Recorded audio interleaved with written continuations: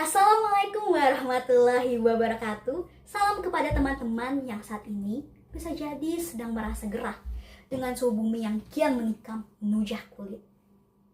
Mumpung kita sedang panasan, saya punya sebuah cerita yang barangkali dapat memantik amarah. Sebuah cerita tentang berangkas karbon yang berada jauh di telapak kaki kita. Yang sayangnya berangkas sakti ini tengah disayat sembilu.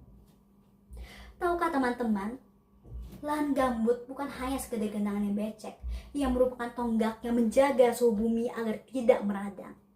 Saya senang menyebutnya sebagai berangkas karbon raksasa, karena sesuai namanya, berangkas sakti ini mendekap 57 gigaton karbon di dalamnya.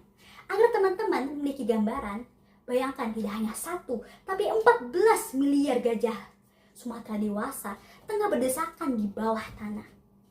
Kapasitasnya yang 30% lebih besar dibanding hutan biasa membuatnya memiliki kekuatan untuk mereguk 50 kali lebih kuat emisi karbon dibanding hutan biasa. Namun, apa yang kita lakukan? Kita memeras berangkas ini hingga ia merintih kesakitan. Kita bedah bumi ini, mengisinya dengan ribuan kilometer kanal drainase. Memeras airnya hingga kering kerontang. Ketika airnya di bawah ambang kritis, maka seketika kesaktian berangkas itu lenyap. Seketika yang menjelma berubah rupa menjadi hamparan bahan bakar yang dapat meledak. Itulah yang disebut sebagai irreversible drying atau pengeringan yang tak dapat kembali.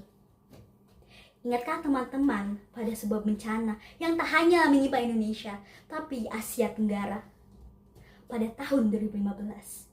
Sebanyak 2,6 juta hektar kemuliaan alam kita yang setara dengan 4,5 luas Pulau Bali hangus terbakar. Ia tak hanya menelan triliunan rupiah anggaran tahunan kita. Yang apalah jika dibandingkan dengan saudara kita yang harus mengantre sebanyak 50.000 jiwa di rumah sakit hanya untuk mendapatkan hak paling dasar manusia, bernafas. Sementara itu, jauh di pelosok sana, di Papua, supermarket lokal mereka, pohon sagu hancur oleh pembukaan gambut yang tidak tepat sasaran.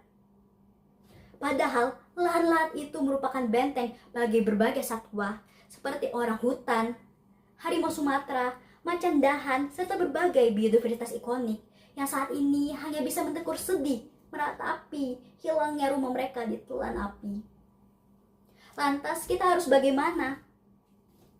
Bagaikan tetesan-tetesan air yang terus menghujami batu hingga ia berlubang, kita bisa mulai dengan langkah kecil namun berulang. Jadilah pembeli yang rewel, pastikan produk minyak sawit yang kita gunakan memiliki sertifikasi ISPO atau RSPO, yang dimana ini bukan hanya pajangan, tetapi merupakan manifestasi dari SDG 15 untuk mencegah deforestasi hutan.